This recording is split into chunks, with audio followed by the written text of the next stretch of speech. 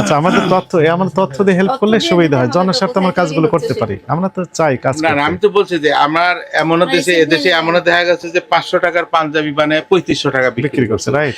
Pakistani dress, Sadabahar, আগা notes সহ অন্যান্য যে ব্র্যান্ড রয়েছে সেগুলো নকল করে এখানে বিক্রি করা হচ্ছে, অথচ নিজে স্বীকারোক্তি দিয়েছেন যিনি বিক্রি করছেন যেগুলো আসলে নকল। কসমেটিকের ব্যাপারটা খুব সিরিয়াসলি নিতে হবে, তার কারণে এই কসমেটিকে মানুষের স্কিন ডিজিজ হয়ে যাচ্ছে, রাইট। নষ্ট হয়েছে। কসমেটিকের আপনি প্রয়োজন চকে বেশি বেশি করে নামতে হবে।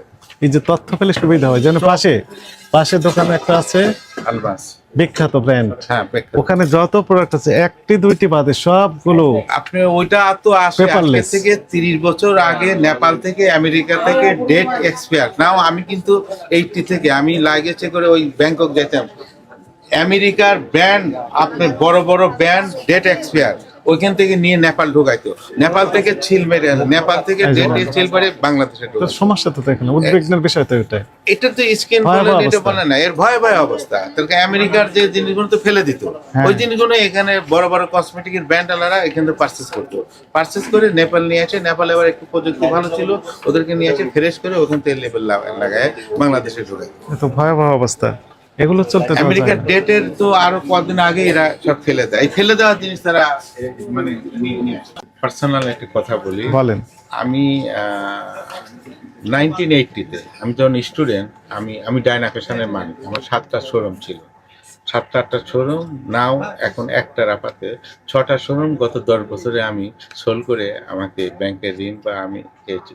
আপনাকে এই জন্যই করছি, আপনার শুধু এইটা না, শুধু 3 পিস আর ইয়া না, ফুটপাতের যে ভ্যানের উপরে আপনার 100 টাকার জিনিস বিক্রি হয়, অনেক ক্ষেত্রে দেখা যায় যে এইসব বড় বড় শোরুম বড় বড় ডিপার্টমেন্টে আসে এটা 500 টাকা 700 টাকা বিক্রি হচ্ছে। মানে একটু জেড পর্যন্ত আপনাকে কিছুটা মানে ইয়ে করতে হবে, যেহেতু আপনি আরো অনেক কষ্ট করেন। এমনও জিনিস দেখা যায় যে আপনি হয়তো খুব নোংরা মার্কেটে নেমে এমনও দেখা গেল যে আপনি ইয়ের মধ্যে আপনি কষ্ট করে ফল ফুলের মার্কেটে যাচ্ছেন।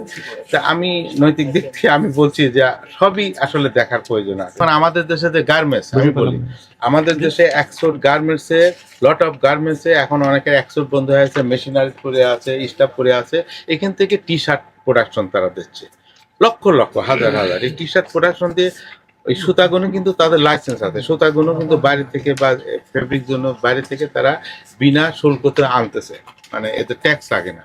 তো এই জিনিসটা আনার পরে দেখা গেল যে নেভি হয়তো 250-300 টাকা তাদের কস্টিং হচ্ছে, এইটা মার্কেটে ছেড়ে যাচ্ছে 500-400, পলো টলো বিভিন্ন ব্র্যান্ড বিভিন্ন ইয়া। এটা কিন্তু বিরাট একটা ভাইলেট, বিরাট বাংলাদেশে কোটি কোটি বিক্রি হচ্ছে। তো এটা আপনাকে একটু দেখতে হবে যে এই জিনিসগুলো কোত্থেকে কিভাবে প্রোডাকশন হচ্ছে, কিভাবে আসছে। দোকানে এসে এটা 1200 টাকা 1400 টাকা বিক্রি হচ্ছে।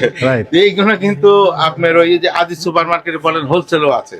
আচ্ছা, আমাদের তথ্য দিয়ে হেল্প করলে সুবিধা হয়, জনস্বার্থে আমরা কাজগুলো করতে পারি। আমরা তো চাই কাজ করতে। না আমি তো বলছি যে আমার এমন দেশে এদেশে এমন দেখা গেছে যে 500 টাকার পাঞ্জাবি বানায় 3500 টাকা বিক্রি করছে, রাইট। এটাই হচ্ছে একটা দোকান থেকে 20 বছরে। আমি কষ্ট, আমি কিন্তু এই ট্রেডিং, আমি দোকান, আমি ডাইনার মালিক। এইখানে 500 টাকা 3500 টাকা। আর আমি গত 1980-তে আমি 20 লক্ষ টাকা খরচ করে আমার বাপের চাউলের গদি টদি বিক্রি করে আমি ঢাকা দোকান করছি। 7টা দোকানে 6টা দোকান বিক্রি করছি, নাম এখানে একটা, এটাও ক্লোজ করতেছি মানে বিক্রি। তো 500 টাকার জিনিস 3500 টাকা আমি বিক্রি করতে পারি নাই। আমি ওই নীতিলি আমি 500 টাকার জিনিস 650 টাকা রেট লাগাই, হয়তো 600 টাকা বিক্রি করি। তখন আমার ফাদার চাউলের ব্যবসা করতে, চাউলের মজন 500 টাকা একবার চাউল বেচে 5 টাকা লাভ করতো। তো সেইটার জন্যই আমি পিছায় বা আমি ওই নীতি করতে পারিনি। ইনারা তো করছেন, ইনারা তো করছেন এই কাজগুলো। যারা করছে আপনি দেখেন, যারা করছে, যারা অসৎ লোক করছে, সৎ লোক ধরা খাচ্ছে। সৎ লোকের তো কোনো মানে ইয়ে নেই। এখন কাস্টমারের কাছে একটা জিনিস 4000 টাকা লেখে রেখে ফিস প্রাইস সে বিক্রি করতে 1500 টাকা।